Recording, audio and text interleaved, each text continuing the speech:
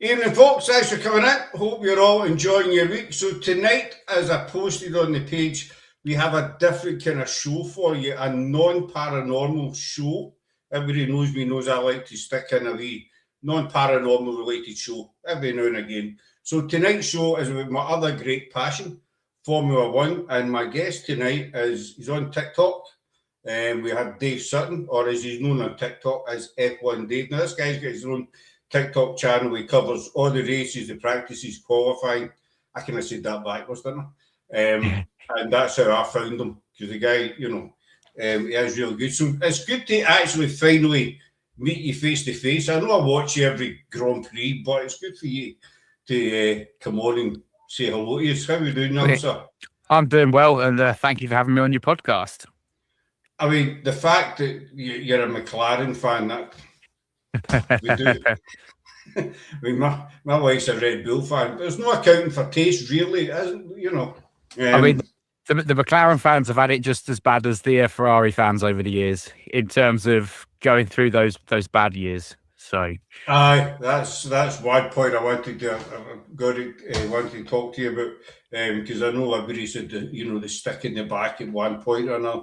So, how did your interest in F1 come about? What got you into it? So I was born in Germany, and we lived over in Germany for a long time. Well, I came back to the UK at 2 weeks old. Then we moved back again when I was 4. And then there wasn't really much to do in terms of TV back then. Back in the you had 4 channels, I think, and then we managed to get Skybox. I remember the 3 channels. I don't know how old you are. I'm not going to ask, but I remember there was only 3 channels, and then we got channel 4, and it felt like Christmas. Yeah. You were, what one were watching? I knew there's, I don't know, about 10,000 living channels out there, but I remember the 4 channels. Then too many channels now. If you could get a reception. If you could get a reception on 5. It wasn't too great. There's Laura, and Laura's the lady I was telling you about just before we came on. Hello and good evening to our guest, David. Good evening to you, Gaffer. As promised, I'm saying hello. Laura isn't an F1 fan. Good evening, Laura. This is Dave, by the way, Laura, over there. But she says she would pop in and say hello and stay to the end, Laura. You know what I'm saying? Anyway, sorry, carry on. Started. I sat down and started watching the '93 season with my dad. And very early on noticed the driver Senna, and it was also Murray Walker's commentary that sort of got me into the sport. The passion that he was showing for it, but then definitely Senna was the guy that I sort of took a shine to straight away. So first season I followed Senna. I followed him back over in '94 up until unfortunately he had his tragic accident. Mm-hmm. And then I was sort of like, I was 10 years old at that point, and I was like, what do I do? My favourite driver's gone. So then I reverted back to the team that got me into it with Senna, and then just followed them. I didn't watch much of the '94 season after that, but went back into '95, following McLaren, and sort of stuck with them ever since. So with me, I was the same. It was actually my dad that got me into it. He passed away in '95. But he used to watch the Grand Prix, and he was a Ferrari man. But I used to watch him weigh him, and but I never really understood it. Yeah. To me, it was just cars giving an attraction. Yeah. It was like that for me for like the first 5-10 years. There's my wife in now. Evening, mate. Good evening, Sarah. She's at the other end of the hall, actually. That's a Red Bull fan. We won't talk about. Well, I mean, I'm going to say all 3 of us can't really talk about Monaco, can we? In terms of no, we're going to come to Monaco. Monaco was something else. I thought it really was. I've always liked Monaco. Hello, Dave. This makes a change from watching and listening on TikTok. Just Sarah's all beside me. when I'm watching. It's more of a personal thing now, isn't it? Rather than I'm sitting there just scrolling the hundreds of comments going by, and it's nice just to have a relaxed one-on-one sort of thing. Aye, it is, because you see, you get tons and tons of comments, and it must be hard to keep up. It's trying to keep up with the comments, watch the race, keep everyone informed. What's the race? I think I must have answered the question on Sunday. What's happened to Max? I must have answered that question 1,000 times. And on a race where something happens to one of the good drivers, it's Monday morning. I felt my voice was starting to go because it was just constantly repeating myself the same answer over and over again. I think I even asked. No, did I? No, I was watching the race, but no, because people come in at different times. So Max Verstappen's out, so what happened to Max? And so it must get really no frustrating, but 20, 30, 40 times, and you see, you're trying to watch the race as well. You're trying to concentrate on the race. But as I say, it was my dad that got me into it. He was a Ferrari fan. I didn't really understand much about it. To me, it was just cars racing each other, and I kind of lost touch with it for a while after he passed away. I kind of lost, because it was kind of his and I's thing, sort of, and when he passed away, I kind of fell away from it, but then I got back interested in it about 98 to 99, 2000, and that's when I started to watch it again and really start to follow again. And then also with the Schumacher era. Yeah, I guess the start of the Ferrari domination. Aye, they've been on for years. I know he won 7 titles. You see, that's the thing I was good. I've noticed, it might just be me, but I've noticed there's a kind of pattern in F1 that can last for X amount of years. You'd the Ferrari time, and then you'd Red Bull for like 4 years, and then you'd Mercedes. I think it was for about 4 years as well. You'd Vettel with Red Bull, Hamilton with Mercedes, and it was like blocks. One team would dominate for X amount, and then they'd just fall away. Yeah. It's obviously between Brawn. But none of the Brawn was something else, weren't they? Come in first season, smash it, and then not there again next year. I've always liked Ross Brawn. I think the guy's a genius. I know a lot of people don't like him, but I think the guy's a genius, and he worked with Schumacher for a long, long time as well. He's just getting into MotoGP now, isn't he? I think he's just signed up into MotoGP. So I can imagine something special is going to start happening over there. Well, I always hear Laura pulls me up for my pronunciation sometimes because I'm Glaswegian. Pattern, not Patterson. Sorry, dear. I've noticed a pattern. She pulls me up for my punctuation a lot of times.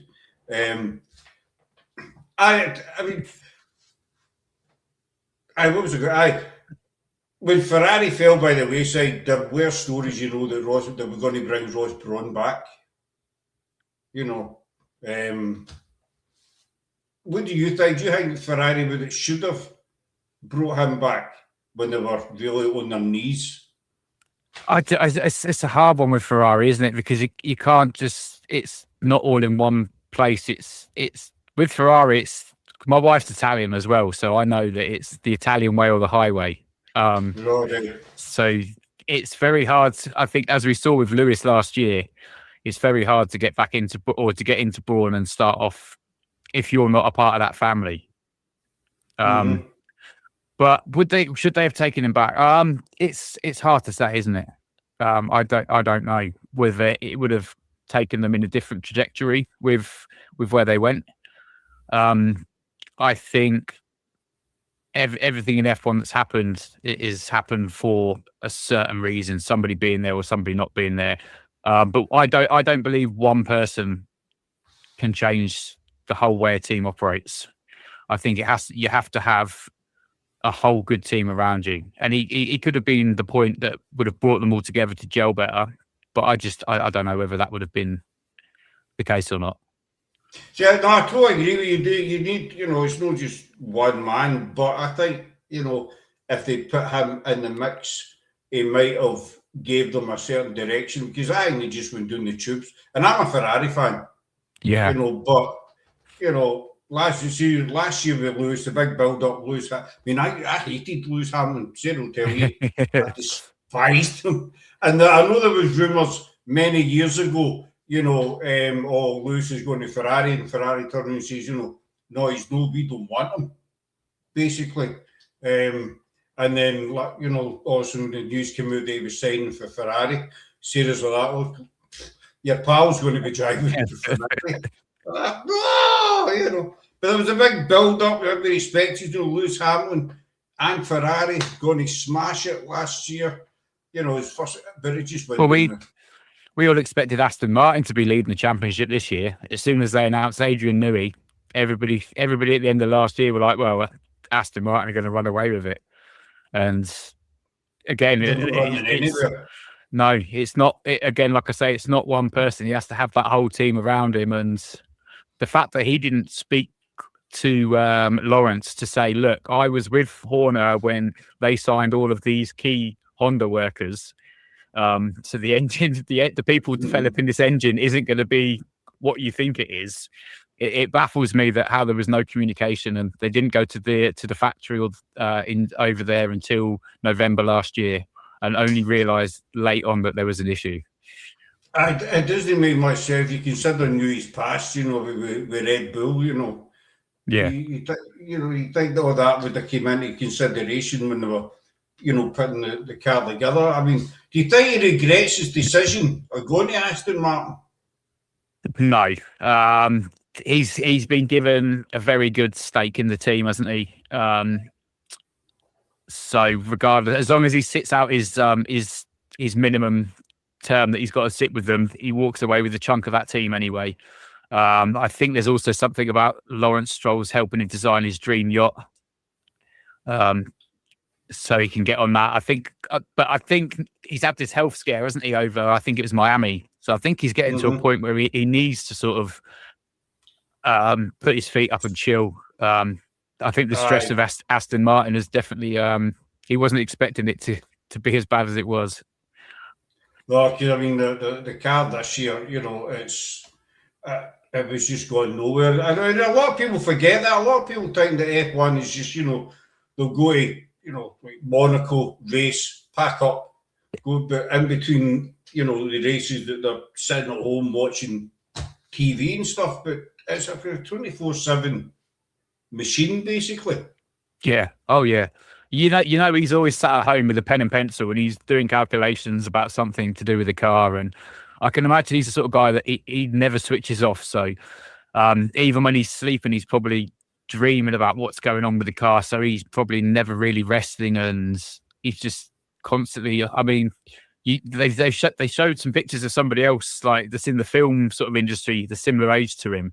They look like there's a 20-year age gap between them, but they're the same age. And that's the guy that's constantly on edge with his technical drawings and this, that, and that's the guy that's just going and doing a few hours of acting, saying a few lines. And there's a big difference. But the car this year, I mean, on testing and the vibration issue, I was watching and thinking, Alonso and I were saying, we don't think it will last more than, I think he said, like 15 laps. They've spent millions developing this car, building it, and it's not going to last 15 laps. And then everybody were like, oh, this testing livery they've got, this pure black thing's really nice. And then it turned out that they just didn't have time to paint the car. They were that strung for time that they turned up without painting it because they were just trying to get the thing together and getting it running. I mean, it's, I'm going to say it's ridiculous. It's, I don't know. You wonder what's going through Alonso's mind as well, especially back then, when during the testing and the vibration issue and him standing. Because, I mean, talk about Alonso, world champions and what have you. And he's standing there looking at a car that he's thinking, I can't even do half distance in this car. Yeah. Before I need to park it up. Is he just going to walk away? Is he, is he going to stick it? I know he's under contract, but you'd be thinking, well, you'd have serious doubts, you know. You're just thinking, is it? Well, you know, as soon as he got in that the first time to test it, it was the GP2 engine flashing back through his head again. There's me and Honda do not mix was going through Alonso's head. I mean, he probably driving it thinking, you know, it's vibrating that much, is something going to fall off it? Yeah. Am I going to have any teeth left when I get out this car? You know, am I going to end up in the wall or something? Am I going to end up? I'm still going to have a head, but I think they're making some progress now. Not a lot. I think they're kind of. Well, I think they've got the vibrations sorted out, haven't they? That's all done and dusted. It's now the power is just not there, because they said they were losing 7/10 in Monaco up the hill and just on the straights in Monaco. So without that, the rear or the active aero, their car was just nowhere. But he got a point. He got a point by default. So, well, it's a point's a point, really. Some people say it's just 1 point, but at the end of the day, it's still. I didn't see them getting that point this year, to be fair. So no, there's Craig. That's Laura's hubby. He's one of yours as well. Even young man. Good evening, Craig. Laura, I was kidding to say, Laura she was going to watch, and I said to the end. I said to her yesterday in the day, I said to Sarah as well, you know, I'll make sure you're watching, because every now and again I might just say, Laura or Sarah, stick in a comment just to check that they're still there, you know. So she's still here. The other thing about, Martin, is Lance Stroll. Now, I hate to use the word hate. There's no very many people I dislike in Formula One, but that guy, in my opinion, needs to go. He's only there because of his dad's money. The first team I can't remember who the first team he raced for, but his dad was a massive sponsor in that team, so that obviously heavily influenced his seat. And then his dad's bought into a team to keep him his seat. I think he had some talent going forward. I don't know at what point that his interest went completely, though, because the trailer that they take them around the track where they do the drivers get driven around the track. You always see Lance Stroll sat at the back of that trailer. His hood's up. He's just sat on his own in the corner with his phone. He looks totally disinterested from the sport. His heart's not in it anymore, which is sad. But it's time for his dad to turn around and say, look, I know you've done this for your son, but if you want your team any chance of winning, you need to look at realistically a driver that's gonna put points on there, because at the moment, like we say, Alonso's out qualified him now 42-0, I think. Over the last 42 races, he's out qualified him. He's got the most Q1 exits record in history. I mean, that's one record that Lance Stroll will keep. Nobody else is going to exit Q1 as much as he ever has. He's had one pole in his career, and I think he ended up finishing P9, P10. It's just, yeah, any other driver would have been gone by now. They wouldn't have lasted that length of time. I've said that to say it's his dad's money that's keeping him there, because you say, Dave, I've seen it as well. The passion just isn't there. It's as if he's just there because, it's an easy way of life and he's getting paid X amount of bucks for it, and, daddy's rich and he'll keep me in a job kind of thing. But at the end of the day, as you say, if the team are serious about winning, I mean, you've got, one side of the coin, you've got Alonso, who we know is major passionate about F1, and then you've got the other side, you've got this kid, basically, who's just running about. A spoiled brat. You fit it in the head. I've said that as well before. He's just totally spoiled. You've got this kid that's just wanting an easy life. Yeah. He's wanting all the glamour and all the rest of it to go with it. And you think, no, there's a lot of other drivers out there that are biting, for a seat.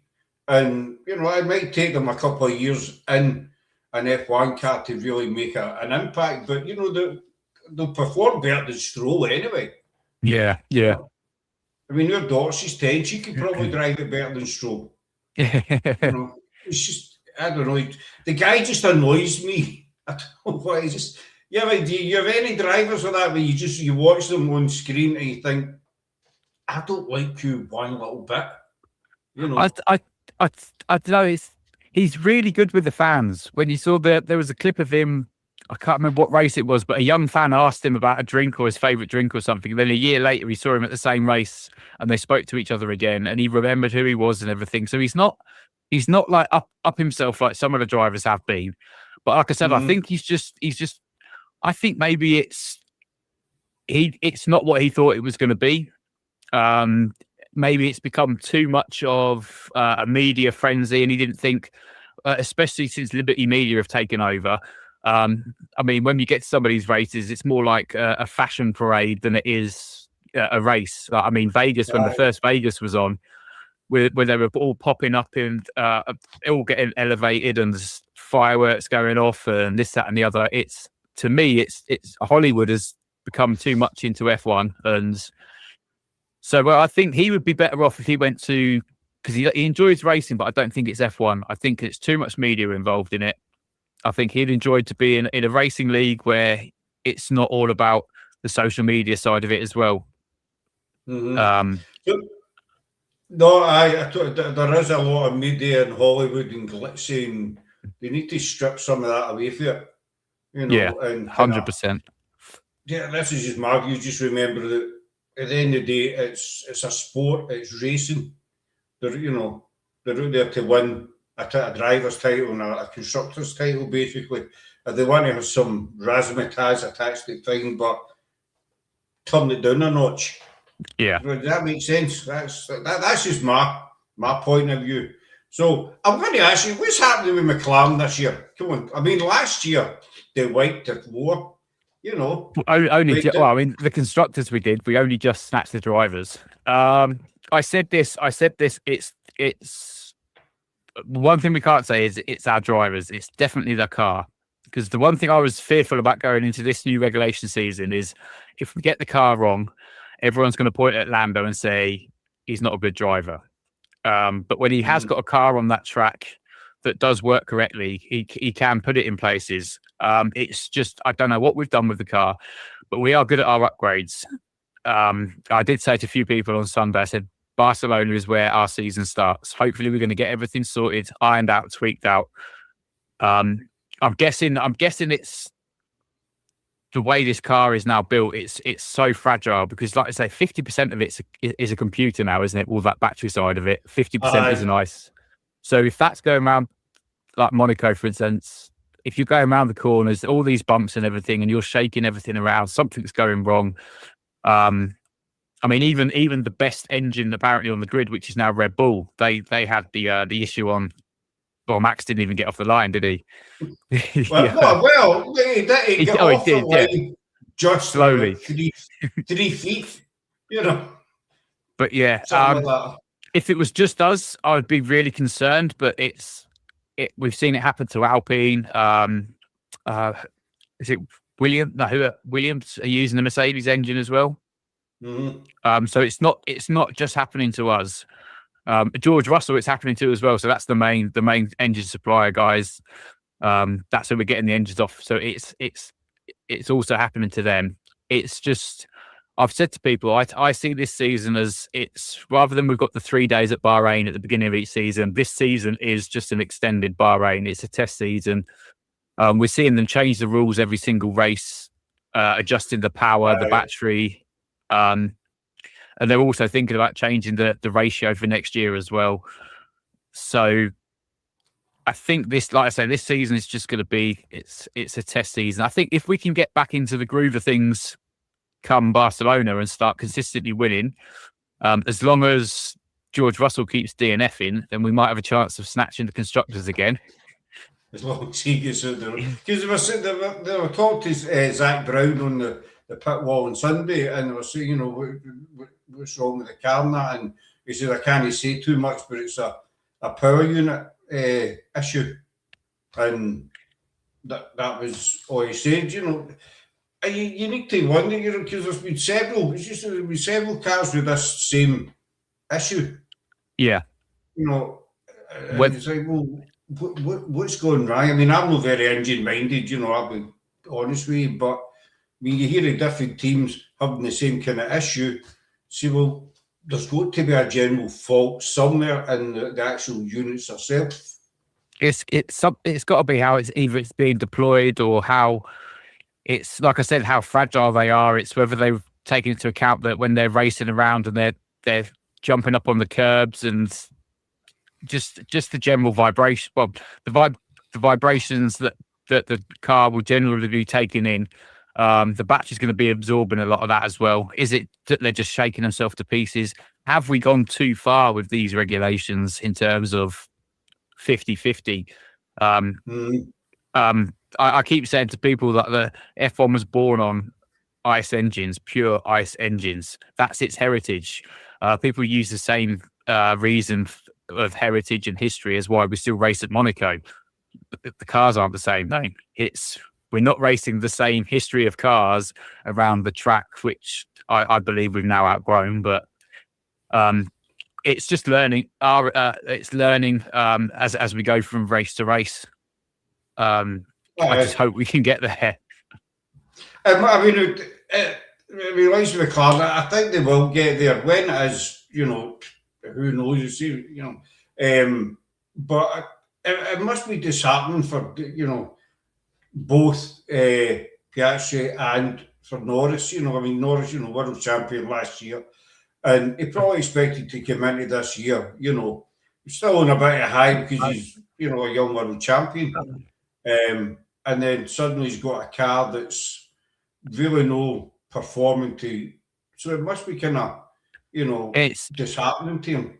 It's got to be, because as a fan, it's been disheartening watching your team that we've had the constructors back to back for the last 2 years, getting a double last year as well. And then coming into it and watching one of your drivers binning it on the formation lap on the first race of the season, his home race as well. And then the second race, it was China, I think, that we had a double DNS. It just felt like it was going from bad to worse. And then when things started to look up a little bit, again, it's happened for Lando in Monaco, going out with the battery, I think, in FP3. And then again, I think I can't even remember, 60 odd laps through the race, or he's had to retire. And it's we should box to retire the car.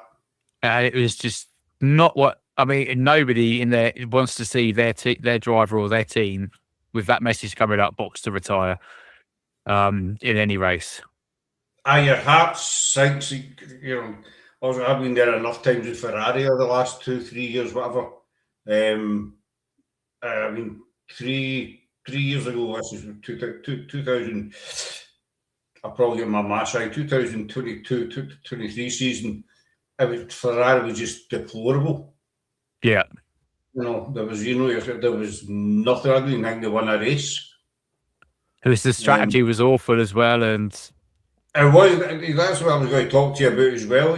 Strategy sometimes. I mean, we're no F1 experts, but no doubt you do the same when you're watching the race. You say his tyres have gone off and say lap 15, and you say, well, why not bring him in and try the undercut? Yeah. Bring him in, put him on hard tyres, see if he can run to the end. But they'll bring him in and they'll put another set of softs on him or something. You think, what are you doing? He can't run to the end on the tyres, so you're going to have to put him again, because these tyres are only good for maybe 20, 25 laps sometimes, depending on the track, obviously. So sometimes the strategy, you think, what he's doing at all, especially Ferrari, they threw it away so many times, and it was the drivers. I mean, we borrowed your strategist for Qatar last year, didn't we? When everybody else was pitting and McLaren were like, stay out, just stay out. And it was, what are we doing? And then... that's so annoying. They stay, even, I mean, there's a few occasions, I've got a question to Sarah for you, I'll stick up 2 seconds, when, you get a safety car, and everybody else is pitting and Ferrari's still staying out, and you think, what you do, Sarah will tell you, I shout at TV at times, Box him. Why is he still out? Why is he still running around? And even the driver will say, look, but I need to come in. You got no, stay out. Yeah. And it just goes down the pan. I mean, is it Australia last year or the year before? Ferrari stayed out. It was raining. Everyone was coming in for the wets or the inters. Ferraris both stayed out and then came in a lap later and then ended up losing all their positions. The year both the McLarens spun off the grass. Lewis has said as well. I remember one particular time they pitted Lewis and he was like, my tyres are still good. No, box. He said and so they boxed them and he ended up so far behind. He was like, I really think that was a wrong call. That's what gets me. I like your opinion on this, where I stick Sarah's question up. I don't think the teams listened to the drivers enough during a Grand Prix. I think it's all team dependent. So when Lewis was with Mercedes, him and Bono had such a good relationship together. And Lewis was part of the family. So whatever he was saying, they were making the changes on that car.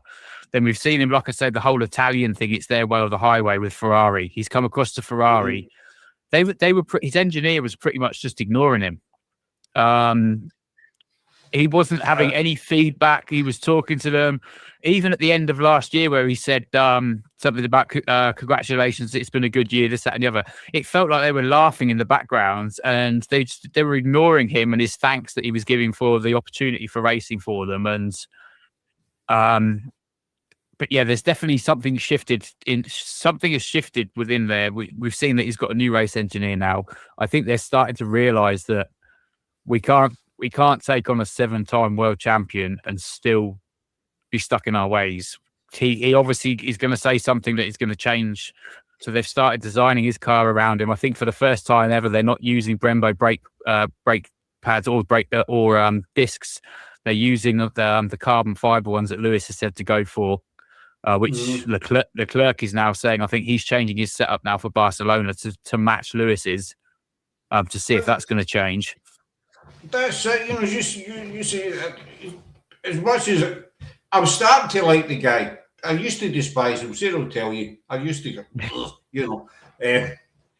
but no, I'm starting to kind of come round to him, shall we say? But as you say, I mean, the guy is a 7-time world champion. He knows what he's talking about. He knows what kind of car can win. He knows what he likes, basically. So I think the team need to sit up and think, right, we need to listen to Lewis here, otherwise he's going to go, basically. Yeah. And we don't want to lose him. But I think a lot of the times, and it's not just Ferrari, I think Ferrari are quite guilty of it, but a lot of the other teams don't know, they don't listen to they need more feedback off a driver. They need to take on board what the driver's telling them. Because at the end of the day, he's the one on the track. He's the one that knows how the car's feeling, how it's behaving on the bends, on the corners, etc. And I think they need sometimes, even though they've got a plan A and B and C, they need to be able to adjust it according to what the driver says. I think it's from what I've noticed this last couple of years as well is, so you'll see Max, Lewis, Alonso, they'll know exactly what's up with the car and they'll be communicating with their engineers to work on getting something fixed. Then Lando will have something up with his car. George will have something up with his car, Piastri or something there, and they're like, oh, help me to their engineers. Tell me what to do. Whereas Lewis will be like, do this, or Max will be like, do that. And so I think these younger drivers that are coming in aren't as, they can race a car quickly. They can, as long as they're getting the advice down the earpiece. Whereas Lewis knows what's going to happen, or he can tell you how long he's going to take those tyres for based on what sort of state they're in after so many laps. Whereas now I think a lot of these younger drivers they're relying on the strategists, all the experts that are at the other end of that headset to help them get that car home to the finish line. Which again, when we go back to the days of Senna and all these likes and before, they didn't have all these onboard computers where they were like, right, try B mode and this, that, and the other. They had a bog standard round steering wheel no power steering. It No wasn't just seatbelts. it wasn't just them versus the drivers. It was them versus their own car as well. They were fighting their own car to keep it on the track, as well as fighting for positions in the races. So I think the quality of the racing is up there still, but the drivers aren't, compared to some of the older drivers. They're not as clued up in terms of communicating with the or feeding back that information to the engineers. Aye, and some of the newer drivers to the team. I'll stick Sarah's comment up just after this, I promise. No comment, question. I think some of the newer drivers as well haven't got they haven't got the confidence to say to the team yet, look, I think you should do this. Maybe they've got ideas in their head, but they don't feel that they're in that right place yet to be able to say to these guys on the pit wall, look, can we try this? I think you should, or swap me over to Inters or something, whatever it might be. Well, they're not, I don't think it's loose and all that kind of. They're not forward enough with it as well. So we heard forward enough. That's what I mean. That's it. Yeah, forward. When we heard when McLaren started on the Inters, Piastri was like, "Are you sure we're making the right decision here? Let's pit now and start on warmer slicks." I think he should have been pushing at that point to his engineer. No, not saying should we. He should be right. I'm coming into the pits. Let's do this. Let's do that. We need to do that. But then I saw one of the Sky commentators saying, well, technically they are only an employee at the end of the day. So are they just sitting there and just being the yes man, which an employee wants? They want you just to do as you're told, where it was, I don't think that's the case in F1. Maybe if you're in the team behind there somewhere, yes, do as you're told. But when you're on the track, it needs to be a two-way system, throwing ideas between each other, because we clearly see that when nobody's giving that feedback, things can go wrong very quickly. Aye, I'll put Sarah's question up. She's turning into an Antonelli fan. Right, Kimi Antonelli, he is definitely one to watch. He is going to be an absolute legend, I think. He's going to be a future world champion multiple times over. He seems to have such a cool head on his shoulders. He's not letting the pressure get to him. I said I'd done this a video about how his seasons sort of mirrored Hamilton's second season with Mercedes. They both done their first season with Mercedes at the end of a regulation cycle. They both started their second season at the start of a new regulation cycle. Their teammate won the opening race in Australia, and then they both went on to win the next 5 races after that. So he's sort of mirroring it. He's about to catch up with Russell's all-time amount of wins in F1 in his career, P1s, and he's only his second season. I think Mercedes are also going to be pushing him to get this win this year. If he can win the WDC, he's going to smash Vettel's record by a couple of years as being the youngest drivers' champion. Like I say, he's equaled Hamilton's wins in a row streak at Monaco. So he's done the 5 now. Max holds the most with 9. So I think he can go on and do Max's as well. But he's definitely, if anybody's going to get back up there with Lewis and Michael Schumacher, that's the kid that's going to do it, I believe. And he's only 19, I think. 19 years old. And you've got to remember, last year as well, he was still finishing his exams off. The first few months of the season, he was still finishing his exams and throwing an F1 car around these tracks.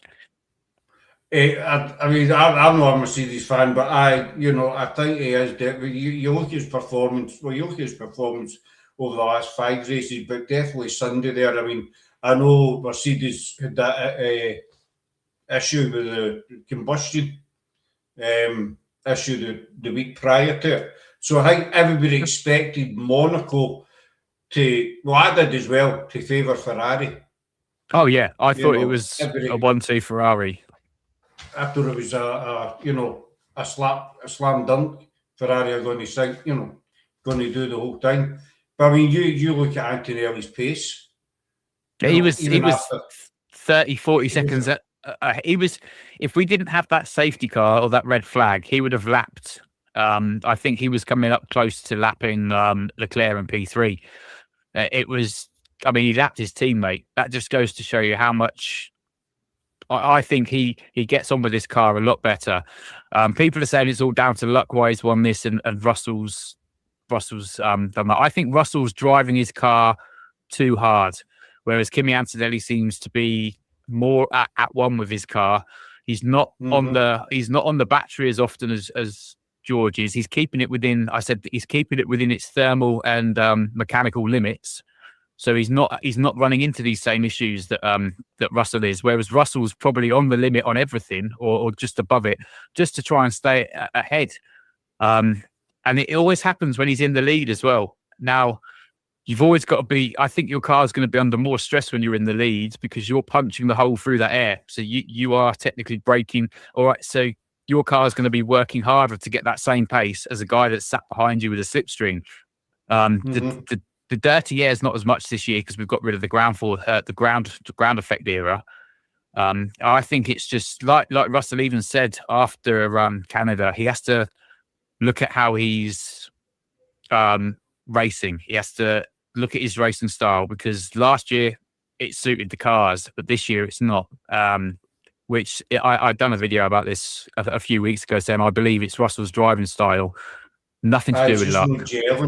It's just no gelling with the car, I think. No, I'm a Mercedes fan, but and it must be a right kick in the teeth for Russell, especially to be lapped by his teammate. Yeah. As well. And just to see the sheer pace that Antonelli seems to have. To go from being P3 at one point to then finishing out of the points because there was the whole the blunder of whatever went on in their pit lane. It just makes you wonder what's going on between the two cars. Is it the car? Is it the driver? You think, no, it can't be the car because Antonelli, he's stonking it everywhere. You put him on the track and he's gone. Even after the restart on Sunday, after 2 or 3 laps, I think he was 5.7 seconds ahead of Lewis. Yeah. And 2, 3, I think it was under 3 laps. I think, where's it? And Lewis was struggling basically.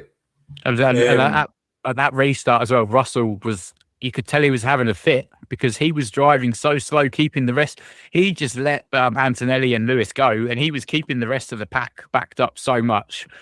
Whether that was an attempt to try and make his finishing position better, come round to after he'd done his drive-through pen, but it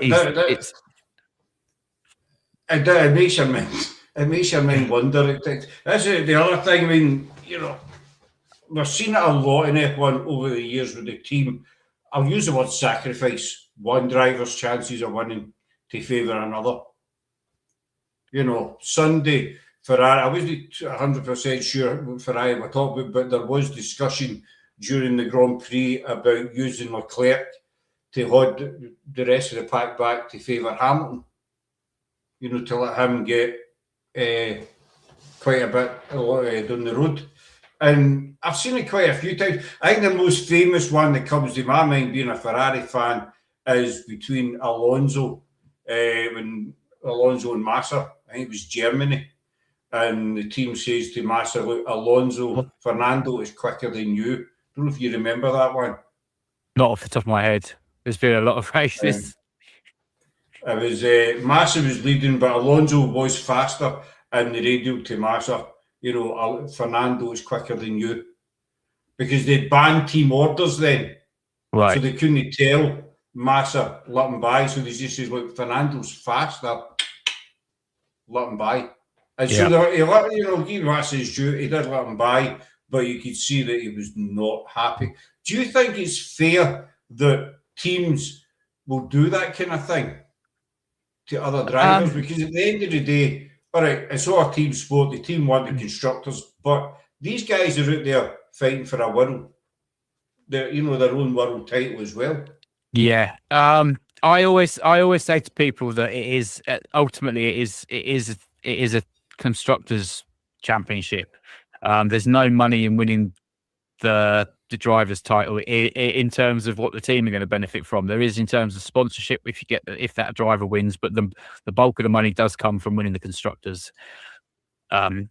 So I think it's a hard one, isn't it? Whether they should. I always like to think that if you're racing for that team, then yes, step aside, keep your driver. I mean, as long as the constructors is sort of secured, then that's all right. If one driver is going to have that more advantage, if you know one driver is going to win, and I mean, we had it last year with Lando and Oscar. It was a case of right. So it got down to Abu Dhabi, and they said to Oscar, "Look, just make sure you shoot ahead." And then they all sort of kept Max within a certain thing, so there was no possibility for Max to win the title, because he was on the radio the whole time. Has Leclerc caught up with Lando yet? Is like he's still 5 seconds off the pace, sort of thing? And it was like, all right. So you could hear Max knew that his 4-year reign was coming to an end. So there, and we did get called out a lot for papaya rules last year, which I don't think that was the case. I think we done one swap, which was repaying the favour back for Hungary the year before, which gave Piastri his first win. But other than that, I think everything now seems to be fair. What I don't think is fair is having the two sister teams, where they can change other teams' results in the fight. Where we saw, I think it was 24, where Lando was trying to chase down Max for the title. He had the fastest lap. So towards the end, they put Danny Rick on softs for Racing Bulls, which is AlphaTauri, I think, back then, wasn't it? And he ended up getting he got the fastest lap, which took the point away from Lando. But because he finished P20 or P whatever, he didn't get the point himself. And then ultimately, the fastest lap point disappeared the next year. So I think that's right. They've done away with that, haven't they? And that's purely because of Red Bull calling on Racing Bulls to take that point away from McLaren. There's a lot of underhandedness goes on, but behind the scenes, I think, that we don't see. Oh yeah. You don't hear about very often, but there's a lot of wheeling and dealing goes on behind the scenes. I mean, there's been a few. What's your kind of best? How can I put this? I'll get into that. One of the things that really enraged me years and years ago, about individual races, was when I think it was 2007. There was 4 drivers up for the title. There was Hamilton. Was it 2007? Maybe later. There was Hamilton a lot. No, in fact, it was later. It was Hamilton, Alonso, Webber, and Vettel, and it came down to the last race, and there was 4 drivers that could win it depending on where they finished, and Ferrari pitted Alonso, and he came out behind, I don't know if you remember Petrov. Yeah. He came out behind Petrov, who wasn't in the title fight. It was going to be his last ever Grand Prix, because it was a contract at the end of that Grand Prix, and he held Alonso up. So he couldn't get the points that he needed. Alonso could easily have took the title. He was driving for Ferrari at the time. But the guy that called the pit stop, he gets sacked the following week. Because he said, why did you pit him then? But this guy, Petrov, and I remember that quite because I was screaming at the TV. And you're thinking, you're not racing anybody. You're at a job at the end of this race. Let the guy by. And that's, which one of your most memorable moments? Well, it's recent years. It's not to how it affected me. It's how it affected my wife, and that would be the controversial Abu Dhabi 21. Purely because of how Massey dealt with. We had such a good season where Lewis and Max were battling it. They were the only 2 people battling throughout the whole season. And to go into it and have it finish the way it did, I just felt like Lewis was robbed of a chance of proving himself to win that. It was kind of like, well, look, Max was literally just put fresh tyres on. He's now gone, and Lewis was on old tyres. He couldn't defend Max. Nobody could defend. He knew it on the radio before it even. I mean, we saw Toto Wolff's reactions to everything on there as well. They were all begging on the radio to Massey to do the right thing. I think even the safety car driver said he was tempted not to come back into the pits when he was ordered to, because he didn't feel that what was going on was the right thing. But that's the most controversial thing I think I remember in recent years that's got me thinking, how have they gotten away with this? But it's what I don't like to bring up too much on stream, because it's happened.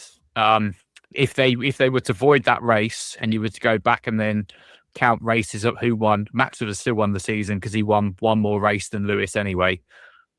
And there's been quite a few questionable moments. Another one that sticks in my head is, again, involved Ferrari, but it was Brazil when Massa temporarily won the World Drivers' Championship.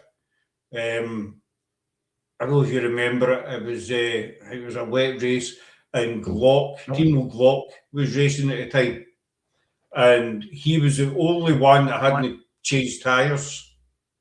And it was on the last lap. It was Martin Brundle. I always remember Martin Brundle saying, Glock's sector times are totally fine. But Hamilton had to finish fourth in order to win the title. And so Hamilton was behind Glock. And then on the last lap, about 2 corners before the finish line, Glock just suddenly slowed down. Even though, and I remember the Simon Brundle saying, we don't understand it. He's no changed tyres. His sector times are totally fine. He was flying. And then he just slowed down two corners before the finish. They're saying Glock slowing.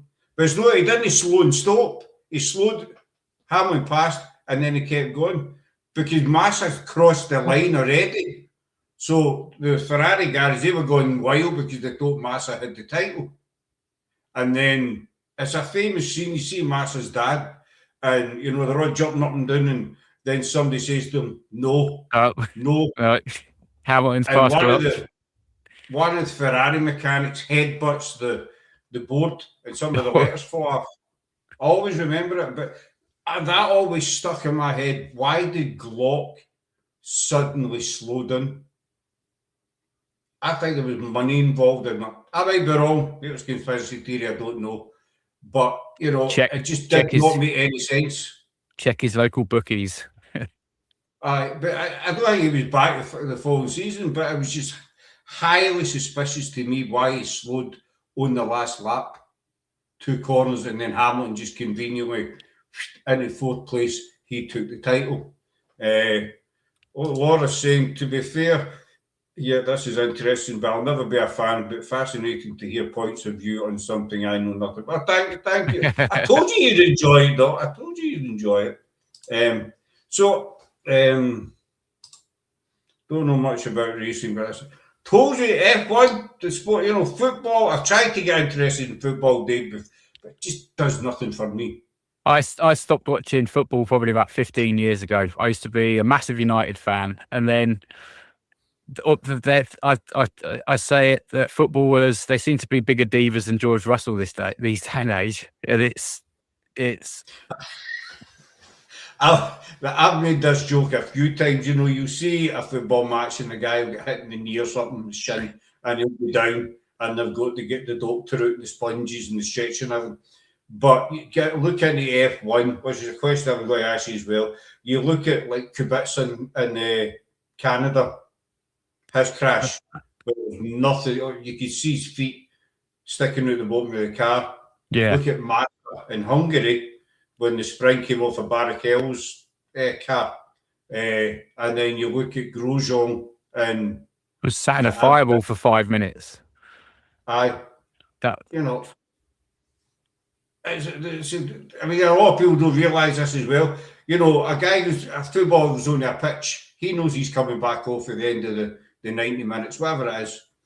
But you put an F1 driver in the car, look at Senna, for instance. You know, he started that race, probably expected to finish it. Sadly, he never basically. But you know, they're kind of three of the worst accidents I've seen. I mean, you get Ralph Schumacher in America. Was it Indianapolis when he used to race? Alonso was involved in that one as well. But you see, the crashes as well, that people don't actually realise just how dangerous it is. What's the kind of worst one that you've seen? I wasn't. There wasn't. I think Jules. Is it Jules Bianchi? God, I forgot about him. God rest him. I forgot about him. Which is why a lot of rules have changed since that, haven't they? So that's why now that if the weather's that bad and the helicopter can't launch, then we can't have an F1 race because due to his accident, we don't have vehicles on the track now because of that, like safety vehicles on the track, like recovery vehicles. He ran into the I was going to say digger. It wasn't a digger. It was a crane or forklift. Yeah. 2014. It was that. Yeah. That 12 years since he was killed. Yes, yeah. So I think it was that long ago. I remember that. I remember watching it. I forgot pardon me, I forgot about him. That was, that another young life cut short way too early. But a lot has changed since then. I've got a lot of improvements, safety-wise, have been made to the car. The rules are a lot stricter. It usually says, if Laura's at it again, she's still there, which is good. She's still letting me know that she's there. And I think safety is a major thing in Formula. It's got to be. Yeah, I mean, people keep saying, "Oh, we need to bring back refueling." That's never going to come back into F1. We've had far too many accidents with that. I think even Max's dad, he got burnt quite bad, didn't he? Jos Verstappen. I'm not keen on that guy, but however, that's just my view. He got it. Schumacher got it. I think Raikkonen got it as well. Massa. Lauda? Or was it? He was in a coma for 9 months. Died 2015. Thank you, B. Massa. He didn't get burned. He drove away with the fuel hose still attached in Singapore. Yeah. If you remember that one, I'll never forget that one. That's the race that he's got up in the court, isn't it? Saying that's the race that cost him is because of the whole crash gate. That's another thing I was going to. Fabio Briatore. Did he know that? I can't pronounce it. I'm Glaswegian. There's only so many words I can pronounce. Jules Bianchi and Leclerc were very, very close. He was godfather. Sarah's doing her homework. Did he not get a lifetime ban for the Singapore gate? Yep. But because of how the FIA issued his ban, it went back to the European courts and got overturned. So the FIA didn't do it properly. I'm not sure the ins and outs of it, but it got overturned. He took it to the French courts, got overturned, and he's back in the sport. Because to be honest with you, I didn't realise he was back until maybe 2 or 3 races ago, and I heard his name. Yeah, he's been back. He's been back a couple of years now, hasn't he? I think he's not been as vocal. I'd never heard it, and then I heard his name. I was just very, very recent. I'm sure he's banned because of it. I mean, and that that underhandedness, telling Nelson, Piquet Jr. to crash. Especially no crash is good or safe, but like I say, Singapore's also it's a street circuit, so anything could have happened. Yeah, it's and he's telling his driver to crash on lap 65 to help Alonso, and I'm sure Alonso knew nothing about it. But it was Eccleston knew about it, didn't he? He knew all about it because he admitted it a year later or two. But I mean, all of they're all corrupt. All of these guys in F1. I mean, they all came out on a famous list last year as well. Aye, we said about the list, the bet. But let's talk about more. I know I said we're going to run for an hour, but I think we're going to run over if that's all right. Yeah, it's fine. Yeah. Let's talk about Monaco at the weekend. The mixed bag of spanners. You know, I think first thing is the pit limiter.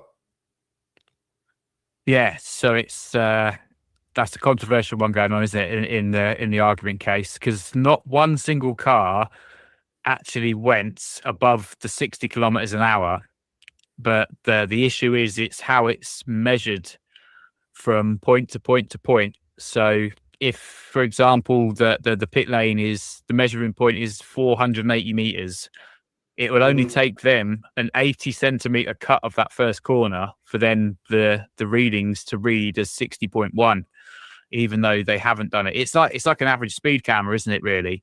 I was just going to say it's with the average speed camera system. So if you've got it running around a corner like that, but you manage to just shave off the inside of that corner, the speed camera is going to think you've gone through that quicker because you've gotten from A to B quicker, even though you're doing the right speed. You've just taken a shortcut there. It's still going to flash you because, hang on a minute, where we've pointed you at point A to point B, you should have come through it in this certain time to have been doing the correct speed. You've come through it quicker than that, so that's what's activated it. Do they need to change the rules there? I think so, because it's like I said with Monaco, it's the sport has outgrown the track. They've had the cars have evolved, but the track's not. Yeah, they've had to change the pit lane to accommodate the 11th team. So there's areas within the pits that would have been barriered off that aren't now barriered off, that have just got lines painted on the ground. So they're basically where they were coming into the pits, rather than going around the bends, they were taking a straight line through. And then at the other end, when they were coming out, they were taking a straight line out, which, in all fairness, the officials did say to them after the Saturday and the Friday and the Saturday, don't cut this lane, because we saw drivers getting €100 fines throughout Friday practice sessions and on Saturday. Those drivers that got those fines on Friday and Saturday didn't breach it on Sunday during the race, which is interesting. So the ones that have already got the fines have remembered, right, I know where I shouldn't cut. The ones that never got those fines during the practice sessions took their chances during the race, and it cost them 5 seconds. 10 seconds if you Gasly, cost him a podium. I think, the speed, I mean, I think there was 7 or 9 different drivers on Sunday, but, you know, were caught in it. And it did look as if there was a fault, and even the commentators were saying there's something, you know, there's also going to be a fault somewhere, because there's no chance that many drivers are going to be caught speeding in the pit lane. Yeah, there's five drivers in the end, wasn't it? We had Piastri, Hamilton. 5? I thought it was 7. We had Piastri, Hamilton. We had six penalties for it, but Gasly got 2. So Piastri, Hamilton, Gasly, Russell, and I can't remember who the 5th driver was. And then we had Lance Stroll that got track limits. I mean, a track that's got pretty much no runoffs or areas that you can get a track limit. Lance Stroll manages to get 7 track limit violations. You wonder how that is, because there's not a lot of room in Monaco. Yeah, you know, as you know, you've got Nouvelle. I think it's Nouvelle turns like 10 and 11. That's it. Coming out the tunnel, he just mustn't have used that chicane at all. As he's a guy, I don't know. What do you think? I mean, there was George Russell and I think it was Ocon. They both crossed the white line, the pit lane exit, the white line. Russell didn't get a penalty, but Ocon did. Am I right? Was it Ocon? I'm not sure he did. I can't. It was so like for such a boring race, it was really eventful with the amount, like I say, with all the penalties coming in.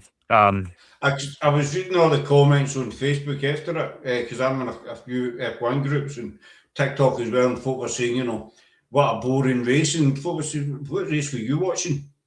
I thought the first 5 laps were intense. We had a sleepy patch from probably lap 6 or 7 all the way up to laps 55, 60. But you always sort of get that in Monaco. But then after that, it was all like the chasing down at the end, the red flag, the restart and everything. It was almost as though you're gearing up for the whole start again. And it was, can Kimi get it? Can Kimi get it? Is Hamilton, is that Ferrari small turbo going to absolutely nail Kimi now and steal it off him at the last minute? I was expecting Hamilton, because I was sitting there and I was thinking, going with Ferrari's fast starts in the past and what have you, Hamilton's going to be in the mindset where I need to nail this guy, And Antonelli's not been the strongest of starts at the start of the season.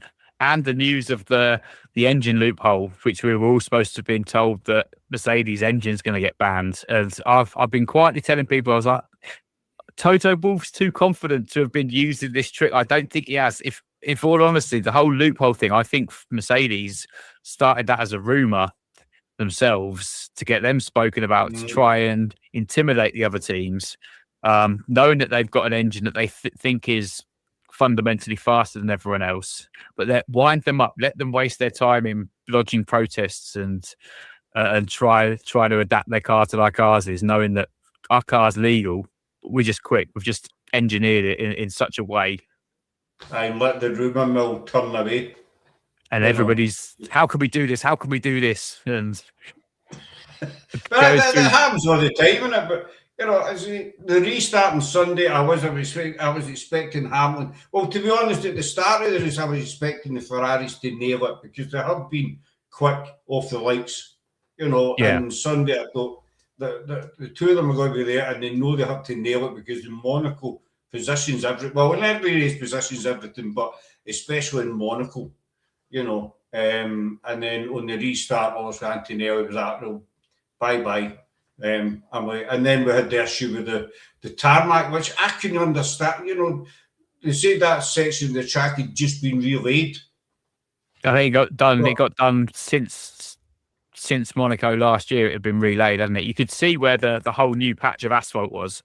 Aye, it was a big square, but several of the drivers, if you want to understand, you correct me if I'm wrong, if you want to understand, several of the drivers had already radioed in about it. Yeah, from lap 30, I believe, as well. Alonso spotted it out around lap 32 or something like that. The track's crumbling. If these drivers are radioing to the pit wall, look, this bit of the track's no right, surely, the powers that be are looking at it.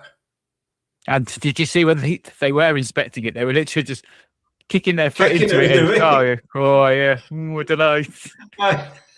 That bit of track's broken. Look, get a brush. That's it. Yeah, get the road sweep out. Come on, brush it off. Right, start again.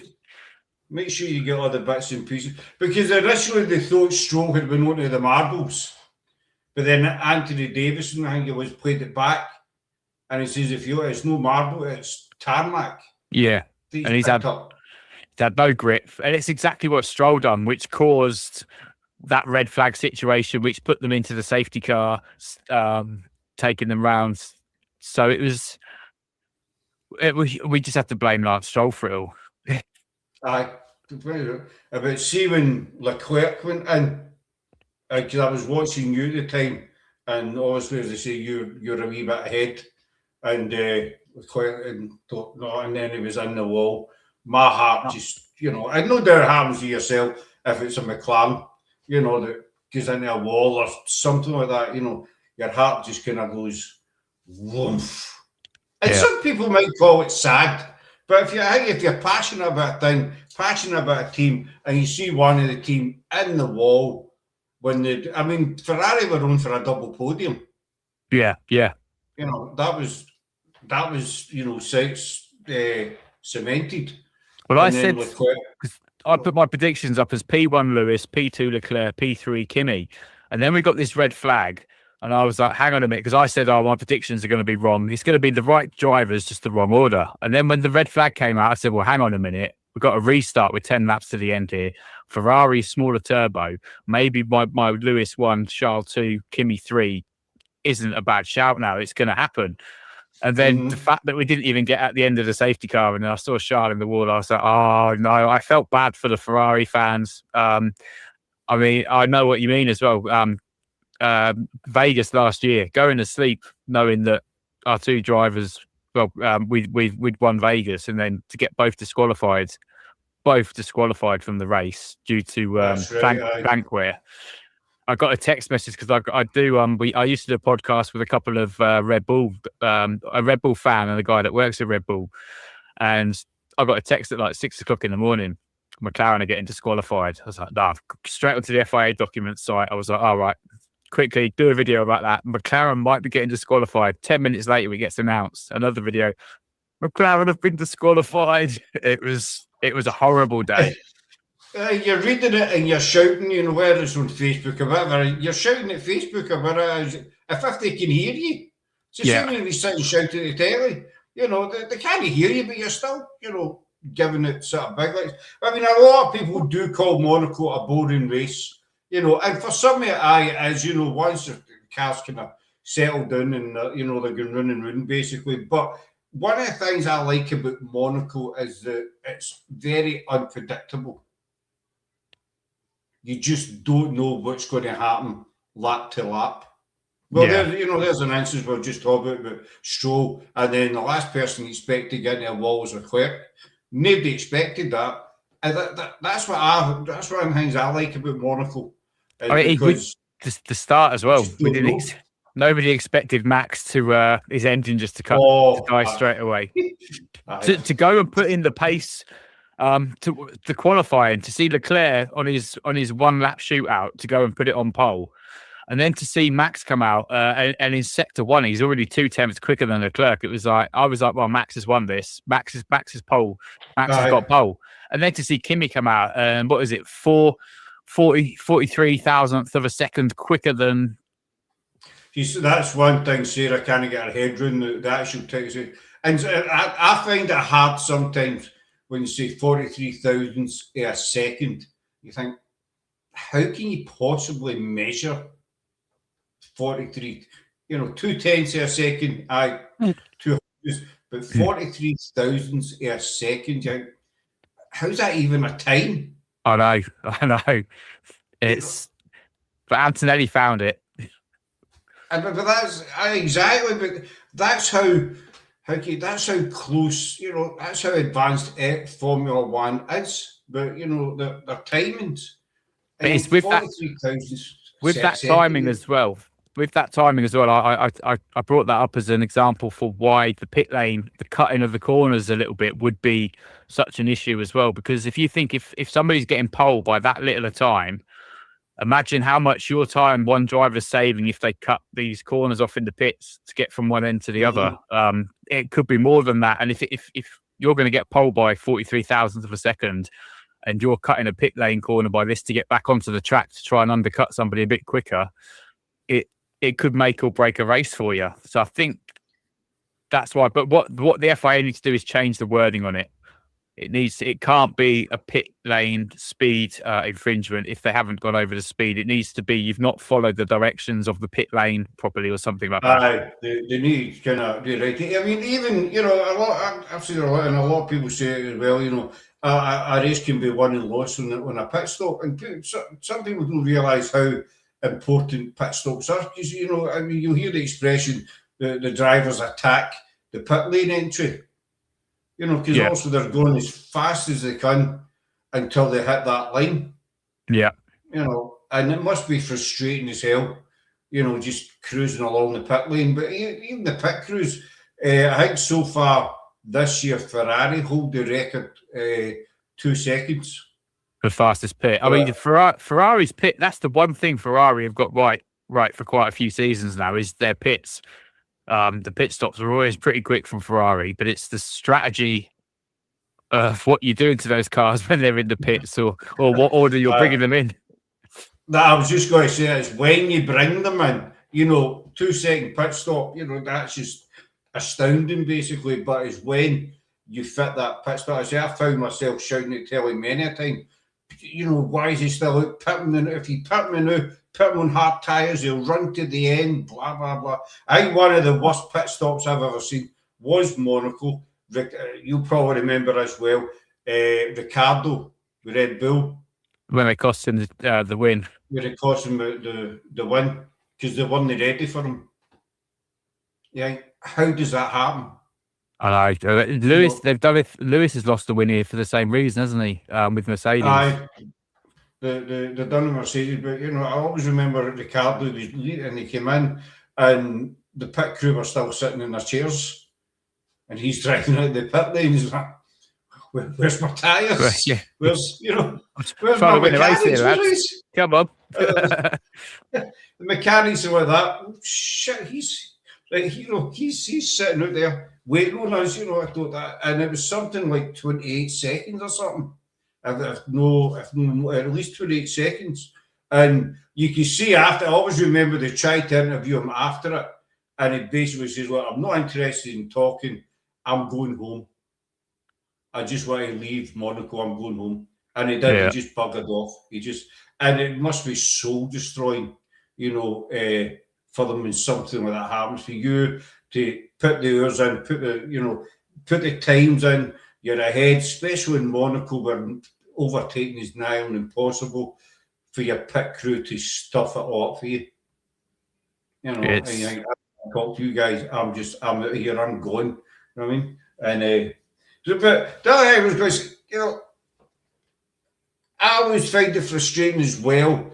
Ferrari are guilty of it, very guilty. But Ferrari do it a lot. They'll be fast in practice, they'll be fast in qualifying, and then it just all goes camels up in the racing. You think, why is it falling apart? Why is it a consistent kind of thing? I don't know.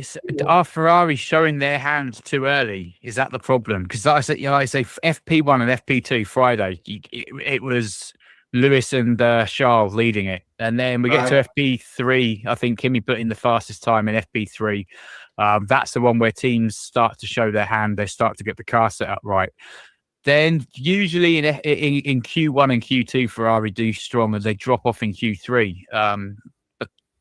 But I mean, they've done really well to get a second row lockout in Monaco. But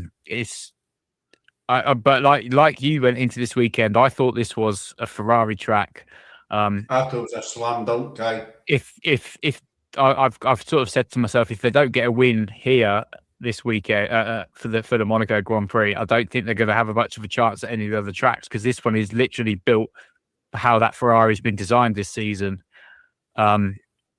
I just hope they do come back stronger. I mean, we've had an interview from Lewis now as well, said he's ready to now chase down Kimi. He wants to chase Kimi down for the championship. So I'm in two minds of, out of those two, I'd love Kimi to be the youngest to win his championship. I'm sure Mercedes would back him as well, but also, good night, Laura. Thanks. I'd also love to see Lewis win an 8th, take Schumacher's title away. And I'm sure Ferrari would love to be the team that gave a driver their 8th and be in the history books with him. Both drivers and the team would go down in history for either of these drivers winning this year. I think Lewis has got the bit between his teeth now that he knows that he can come close to Antonelli. That he's closing the gap. He just needs that wee bit extra oomph. And I think he's got the bit, because there's still a long way to go this season. I know a few people say, Doc, Antonelli's got it in the bag for this season. There's a good chance that he is going to do it. But what it's like, David, F1, very unpredictable. You can't, so, I mean, there is still a long way to go in the season. And I think Lewis has got the bit between his teeth, and I think, I can do this. I've got the car this year. Maybe it's needing a few tweaks here and there, but it's stuff we can tweak, and I can go after him. Leclerc, I don't know. It's kind of that's a hard one to say. Talk about Lewis. I'm going to wind it up soon. Talk about Lewis. Would you think it's controversy with Kim, with some name Kardashian, and Martin I, Brundle. I, What's that oh yeah. about? I mean, I saw another bloke talking about this, saying we have to remember is we only know Sky as being our broadcasters, but there are multiple broadcasters out there, so we don't know how many times she's already been interviewed. I try not to get involved in other halves and everything, but I personally feel she got too much camera time. I don't know why they even, but it's purely because she's Lewis Hamilton's partner. Why they went to try and talk to her. He gets snubbed by people all the time. And if anybody was going to snub him, it was going to be the Kardashians, wasn't it? A lot of people don't like him. I know there was stuff on TikTok or Facebook the other week. You know, he needs to go because they're saying the same about Crofty. Crofty needs to go, blah blah blah. And I was saying, but I like Martin Brundle. I mean, he gets down there and you know he talks to as many people. Because I mean, at the end of the day, the guy's got a job to do. You know, he's got a boss as well. So he wants to go on that grid. He wants to talk to as many people as possible. And it's when he said when he was getting shoved, he was like, you know, why are you pushing me? I'm nearly famous. I thought that was brilliant. He's got a good comeback for everything, hasn't he? He's great. Don't push me, but I you know, the main reason she was featured was because she was Hamilton's other half, basically.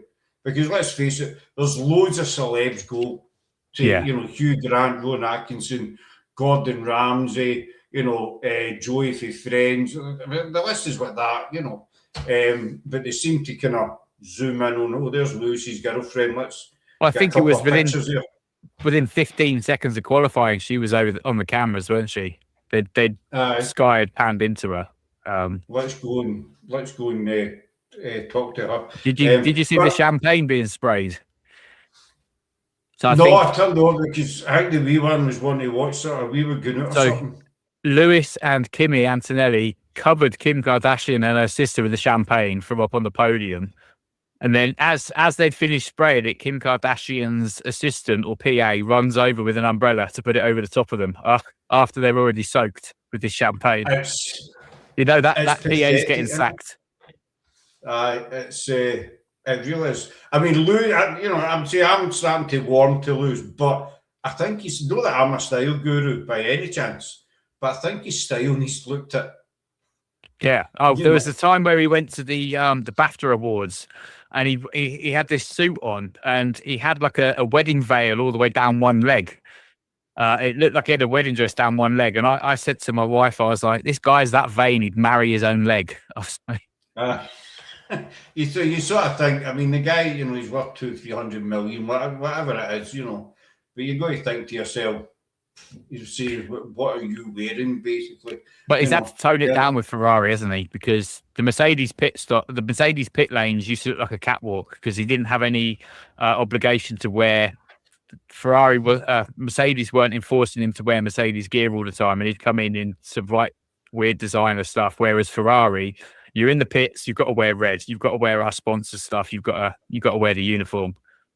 That was the one thing that was talked about when Lewis was going over to Ferrari. It was talked about quite a wee bit that he had kind of the run of the mill way Mercedes, you know, in many aspects. But as I said to Sarah, when he goes to Ferrari, it's a whole different ball game.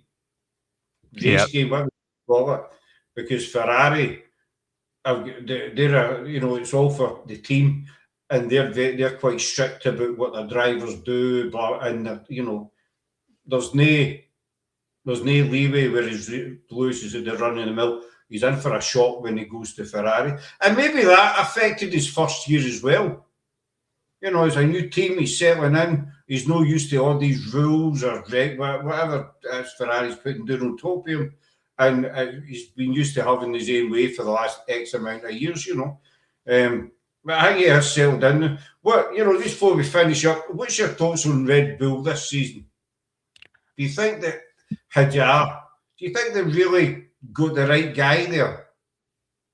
Can I see Hadjar winning the championship? I can't see him being a championship. Can I see him scoring points in the future to be support if Max stays next year and they get this engine, because apparently they've got the fastest engine, and it's every other team that are going to get these engine upgrades and not Red Bull, where we all think it's Mercedes. Can I see if they can get these cars locked in? Could they come back to their winning way next year? Maybe, but at the end of the day, their engine's still not reliable, is it? It might be the fastest engine out there, but it's not reliable. We're seeing breakdown. I mean, this is Max's second DNF the season. Hadjar's had a couple of DNFs. They're both 2 or 3 engines or power units through their allocated amount already, and we're only 6 races in. So I expect to see.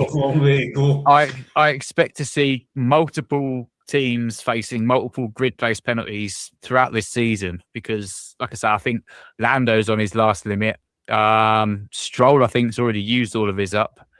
Hadjar's used all of his up now. I think Max is halfway through. Russell's halfway through.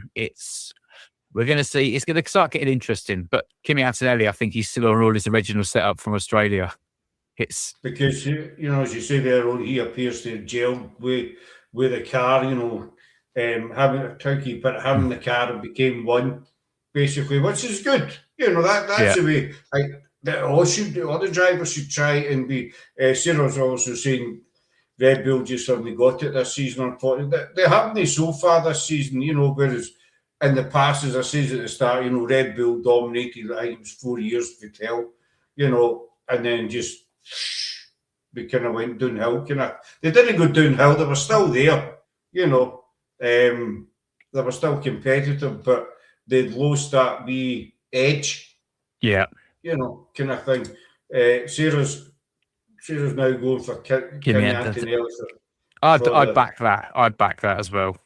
I don't know. I think it's too early to say for definite. He's got a good chance, but watch out for Lewis. That's what I'm. Yeah. I mean, if Kimi can keep this same momentum up, doesn't have any. If he doesn't have any issues going forwards, then I think he has got a very good chance. But like I say, we are 6 races in. Anything can happen. I mean, we've got teams that are all being allowed. I mean, even Mercedes, they're allowed a 2%. They fall 2% behind Red Bull, so they're allowed an extra 3 million. Is it 3 or 30 million? They're allowed 1 engine upgrade, whilst all the other teams are allowed 2 engine upgrades. So it all depends on what's going to happen with these engine upgrades. You have to say that, Scott. He's your bestie now. Hamilton. No, I don't need to say. I'm just, maybe I'm basing it on Monaco. I don't know, but I think now Hamilton has seen the light. He's got, as I say, he's got that bit between his teeth. He knows it's still a long season to go.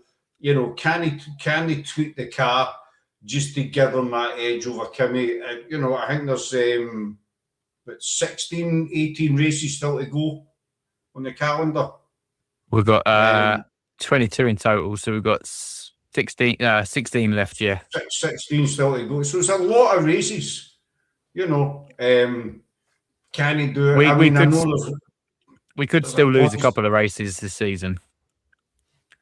All it takes is Kimi get a couple of DNFs or whatever. And that's his. I mean, we've seen it many a time, Dave. You got a driver streaking ahead, and then we've seen it with Verstappen. It's happened to him before. Look at Piastri last year. We got to Baku. He had a false start. Well, he jumped the start, didn't he? Stalled on the start line, and then because he fell to the back of the grid, overcompensated going into turn 1 or 2 and straight into the barriers. And then from there, he just started crumbling. We got to a series of tracks where it was low downforce, and he just couldn't get on with the tracks. And we saw him dropping further and further back. We saw Max chasing down. Max chased down from 102 points behind, didn't he? Aye, and as you say, that 102, a big gap, but it was still doable. And I mean, Kimi Antonelli, he's got 5 wins under his belt. The guy knows what he's doing, But the other side of the coin, and this is just my opinion, is he is 19. He's still very, very young. maybe all it's going to take is one, maybe one crash to put him off his stride. Oh I'm yeah, not wanting the guy to crash. Don't get me wrong. I'm not wanting the guy to crash or nothing, but a it crash, would take just to knock his confidence. Aye, and knock his and put off his stride. and then put the pressure back on him, and then he would start then maybe driving a bit more out of his comfort zone to then start overcompensating and making mistakes more and more. And that's where you can see the points kind of going down. So it's so unpredictable. You just don't know what's going to happen race to race, and that's the other reason I love it. But that's why I'm not saying Antonelli for the win yet. I'm going to wait till maybe halfway through the season and then see how where the cars are and where the teams are with the cars and what have you. No Lance Stroll, no, the rest of them. You know what I mean? But I want to bring you back on because there's so much better to talk to you about. But I'll keep a hold of you just after we come off. Well, this has been very interesting, Dave. I think Scott should have you back on. Oh, brilliant! Thank you, Sarah. You even got a wee kiss at the end of that. You got a wee kiss. I mean, I want to bring you back, Dave, because so much more to talk about. And I want to talk about your Lego obsession. Yeah, we've got a bit of the Lego up there behind me as well. Right. Well, I've got all last year's F1 cars on that wall, and I've got the big Ferrari, pride of place. I've got all the speed champions running along here, but they're in championship order. I have them in the constructors order, so they're on with little Velcro pads. So when the constructors changes, I can change the cars around when the order changes. That's quite clever. Sarah got me the wall brackets. Yeah, so you just hang them on. Well, I'll turn this background off like that, and I'll be able to turn this camera around so you see them. That's a ghost up there, by the way. You get them from Ben's Bricks on TikTok or somewhere else? I can't say that they go. I can't remember where. Maybe Amazon or something. You see my big Ferrari there. Yeah. That took me about 3 days to build. I tell you, I got the Amazon. Yeah, that's where she got them. I've got the Audi. It's a horrible little build. I wasn't impressed by it at all. Even the point on the Audi so the rest of the cars where the halo cover goes down the front, they've got that round disc where they're smooth. The Audi just didn't include that. You just got the 4 studs there, and it just doesn't look like they've put much effort into it. They rushed it out for the beginning of the season. It felt like it is. I don't like. I mean, I'll just pick one off the wall. What was that? It's a Haas. But you see this slightly smaller as well, and the actual chassis itself is okay. The rear wing, 6 out of 10 for that. Maybe it's the front wheels I don't like. Yeah, it's almost as though Temu got involved with the making of it. You see the difference. That's last year's Haas, obviously. And then you've got this ugly. Just a straight bar where there was a lot more detail in the older speed champions. There was. I just actually broke a bit. I'll fix it. I'll spin this round and show you my the McLaren displays I made. Don't know where my camera's going to go now. But these are the ones I've done for my McLarens. Oh, I like that. That's smart. Even though I'm not a McLaren fan. So I got one for Lando, and I've done one for Piastri as well. So I can't be I can't be told I'm biased for one driver over another. For me, like I say, it's a team for me, not a driver. It's a team for me. As I say, it was my dad that got me into Ferrari many years ago, and I just stuck with them basically. Plus I like the red. I like the McLaren. Would you just quickly before we go off? Would you the Lego helmets. I've not got them yet, but I've heard a lot of bad reviews on them. I've seen a lot of people. I've not got them yet myself, but a lot of the experienced Lego builders that I've seen building them have been getting very short fused with them because they're quite hard to put together, quite fiddly. I've seen them throwing them across their desks. I do want to get them, but then the McLaren, the fact that they've done them like a split between their, I think it's half their normal helmet and then one half's their 1000th race helmet.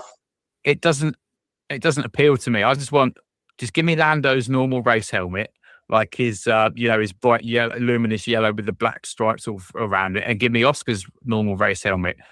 I always say as well about special helmets, unless it's for a good cause, like I think Lando had his the other week for the charity. You used to be able to tell who a driver was from the start of the season to the end of the season. You could recognize him in every race by his helmet, where you can't do that anymore. There's too many special helmets. Sure. I mean, Alonso had the same helmet for a long time, you know. As you say, you could identify him, Hamlin as well. Like Schumacher, I think he's a prime example. Very, very rarely changed. But nowadays, look at Lewis with Monaco. Bright pink one. Was it Vegas where he had the disco ball on his head? You think seriously? I mean, it's all right getting a helmet specifically made for a certain charity or something, but try and stay the same, guys. That's just my opinion. But I'll wind it up there. But I say I'll keep it on just after we come off. So where can people find you, young man? I'm over.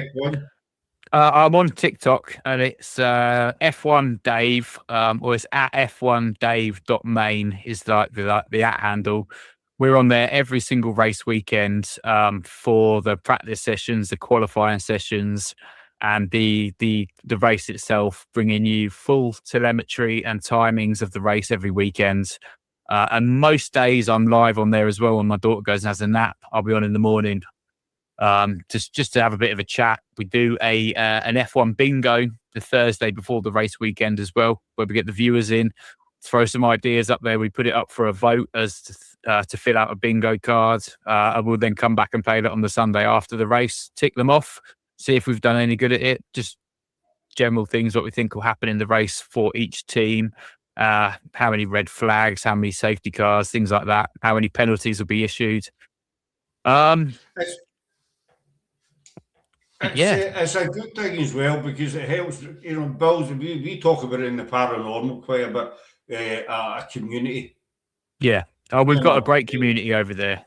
But you yourself, you're in there at the weekends. We've got regulars that are coming in. We've got new people that are joining all the time. We gained just over the weekend 1,000 extra followers for this weekend. So it's getting momentum. It does. It slowly gathers. I mean, you do get the odd troll that I've seen. We've had it before as well. You get the odd lies. I've got quite thick skin, so and we sort of just wind the trolls up. I mean, we had a guy, a Max Verstappen guy came in, and he's now actually a regular. And his screen name. You must have heard me say tissues in, because I brought up the PNG of a box of tissues with Crybaby on it for every time the Verstappen fans came in and cried. And then Tissue, this guy came in and he's ended up having the nickname Tissue now. And he came in on just at the start of the race, because we haven't seen him in a couple of weeks because Max hasn't been doing great. Max gets a P2 in qualifying. He comes in. Max is going to win the championship. After that one, Tissue, where are you? we all know where Max went, about 3 feet then home. Yeah. Did they actually make, because I heard the radio, I don't know, I was winding up. I did this quite a bit. One shows up about 5 times or something like that, because something pops into your head. Obviously, he stopped at the start, but did they actually make it run a lap? Because I heard them on the radio. It was a bit garbled, but I heard them say, what do you want me to do? What should I do? Yeah, he brought it. Get going. Yeah, he managed to get it round the track and brought it back into the pits. It just didn't have full power. Something had gone on with it. Whether I think the problem was he pushed it that hard at the end of Q3 to get that time, to get on pole, to then have it taken by Antonelli. I think that was when the damage was done with that engine. They've come out, then they pootled around for a few laps before they went and then done their formation lap. And then the second that he's tried to put all of that power in it to go, the engine's just like, nah. No, I've had enough. I'm going nowhere, sunshine. No, I mean, but we'll wind up there. So go and give Dave a follow over it. It's well worth it. Even if you're not into Formula One, I'm sure you'll be converted. Definitely converted. But hopefully he wants to come back on again, because you get so much more to chat about. But go and give him a follow. But we're going to wind it up there, folks. Hope you enjoyed this different kind of show. I know I certainly have. I look forward to every show, but I was looking forward to this one especially. So a big thanks to Dave. And, thank you for having me on. It's been great. Thank you. Yeah, well, hopefully you'll come back on. Oh, definitely, I'll be back. Yeah. I kind of put him on the spot there. No, we'll come back.